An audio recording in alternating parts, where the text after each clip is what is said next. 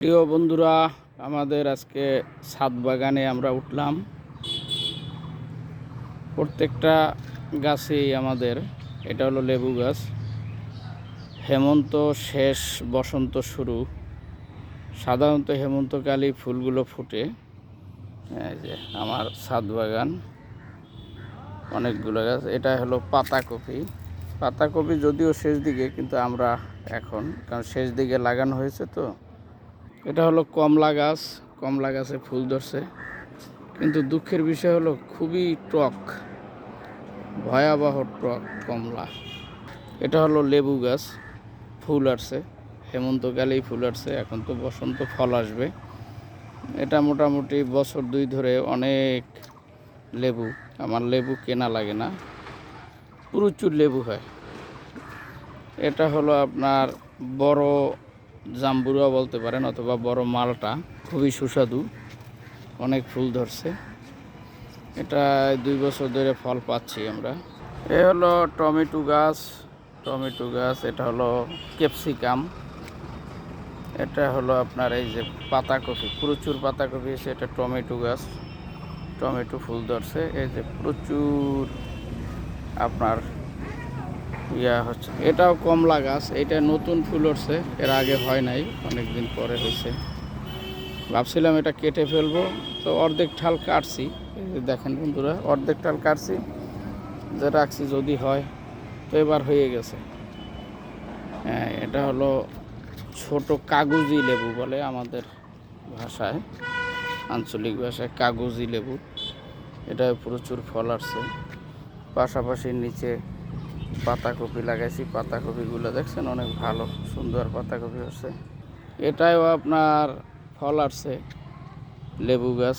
এটাও কাগজি লেবু, প্রচুর প্রচুর ফল আসছে। এটা 2 বছর ধরে আমরা খাচ্ছি লেবু পর্যাপ্ত। এটা হলো মালটা গাছ। নিচে আমরা এই যে পাতাকপি লাগাইছি, প্রচুর পাতাকপি হয়েছে। হলো আপনার টমেটো গাছ। ছাদের উপরে আম গাছ, আমে প্রচুর মুকুল আসছে। এই যে এটা অনেক বড়, ফজলি আম বলতে পারেন, অনেক বড় উন্নত মানের আম। নিচে পেঁয়াজ লাগাইছি, পেঁয়াজ। পাশাপাশি এই যে আপনার লাউ গাছ। লাউ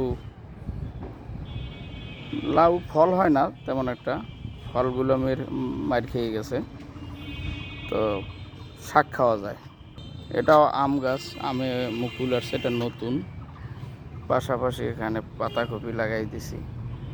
বেগুন গাছ এবার ভালো হয় নাই, পাতাকপি মোটামুটি ভালো হয়েছে। আমে মুকুল আসছে। এটাও প্রচুর আমে মুকুল আসছে,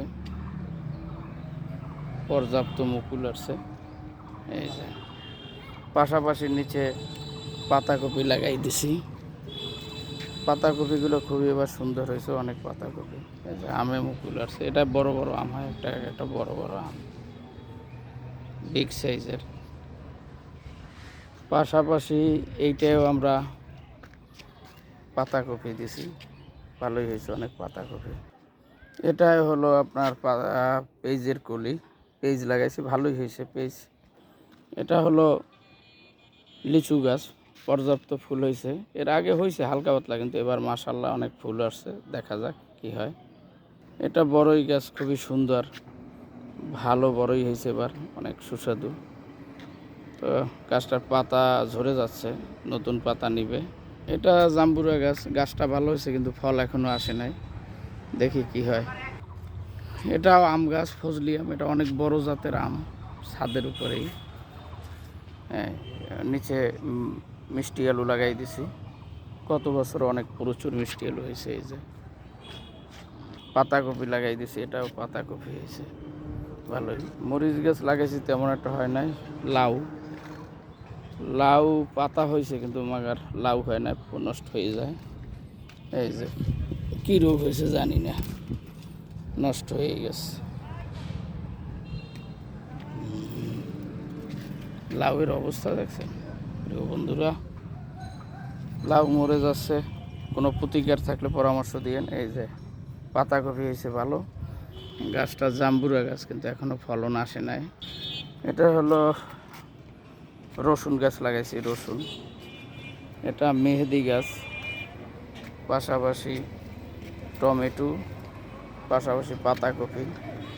পাতাকপি মোটামুটি ভালোই গত বছর হয়েছে, বছর হয়েছে।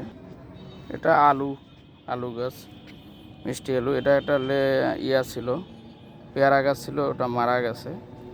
এটা হলো ডালিম, গত বছর হয়েছিল, দেখা যাক এবার কি হয়। নিচে আলু গাছ লাগাই দিছি। প্রিয় বন্ধুরা, এরকমের যদি আমরা ছাদ বাগান করি, আমরা ভালো ফলন আশা করি। কিন্তু আসলে বাংলাদেশের মানুষ পরিশ্রম করতে চায় না, খুবই শৌখিন। কিন্তু এই শৌখিন হলে তো হবে না, যার যার জায়গা থেকে দেশ ও জাতির জন্য করতে হবে, নিজের জন্য করতে হবে, পরিবারের জন্য করতে হবে। তাহলে আমরা একটা সুন্দর সুফলা সোনার বাংলাদেশ গড়তে পারবো। শুধু সরকারের আশায় থাকলেই হবে না।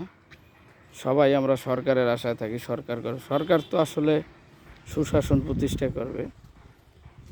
আপনি শুধু আপনার জায়গা থেকে কাজ করবেন, আমরা সরকারকে ট্যাক্স দেব, ভ্যাট দেব, সে সেটাকে সুষম বন্টন করবে, দুর্নীতিমুক্ত বাংলাদেশ গঠন করবে। তাহলেই দেশে শান্তি আসবে। কিন্তু প্রত্যেকটা পরিবারের উন্নতি নিজেদের কি করতে হবে, ফ্যামিলি কার্ড, কৃষক কার্ড, যাই কিছু বলেন, এসব দিয়ে নিজের ভাগ্য উন্নয়ন করা সম্ভব না। পৃথিবীতে যারা সম্পদশালী হয়েছে, পরিশ্রমী ব্যক্তিরাই সম্পদশালী হয়েছে। অলসতায় দারিদ্রতা আনে, পরিশ্রমে আনে ধন। পরিশ্রম ছাড়া কেউ সফলতা অর্জন করতে পারে না। যত পরিশ্রম করবেন ততই সফলতা অর্জন করতে পারবেন। পরিশ্রম করবেন না, দারিদ্রতা আপনার জীবনে আসবেই। আর একটা জিনিস বুঝবেন, সুদ দিয়ে কখনো ব্যবসা হয় না, বাড়িঘর হয় না। সুদ থেকে বাঁচতে হবে। সুদ দিয়ে যদি কিছু করতে চান, তাহলে বুঝবেন যে আপনি ধ্বংসের দ্বার প্রান্তে গেছেন। যা কিছু করতে হবে, পরিশোধ করতে হবে পরিশ্রম দিয়েই। পরিশ্রম সৌভাগ্যের চাবিকাঠি, এটা আমরা ছোটোবেলায় পড়ছি। তাই প্রিয় বন্ধুরা বলবো যে সবাই পরিশ্রম করবেন, পরিশ্রম করে উন্নতি করতে হবে। সমিতি দিয়ে যদি আপনি টাকা উঠান, সুদে টাকা নেন ব্যাংক থেকে, যেখান থেকে নেন, সেটা আপনাকে পরিশ্রম করেই সমাধান করতে হবে। তাই যার যার ভাগ্য উন্নয়ন তাকেই করতে হবে। সব সময় আমরা সরকারের আশায় থাকি, এটা হবে না। আপনার ভাগ্য আপনাকেই পরিবর্তন করতে হবে, তখন আল্লাহ বরকত দেবে। আল্লাহ যখন বরকত দেবে, আল্লাহর দরবারে মালের অভাব নাই। তো সেটা আপনার পরিশ্রম দিয়েই সেটা অর্জন করতে হবে। আল্লাহ তাআলা বলেন, মানুষ কোনো কিছুই পাবে না পরিশ্রম ছাড়া। মানুষ যদি কোনো কিছু পাইতে হয়, তাকে পরিশ্রমই করতে হবে। সকলেই ভালো থাকবেন। আসসালামু আলাইকুম।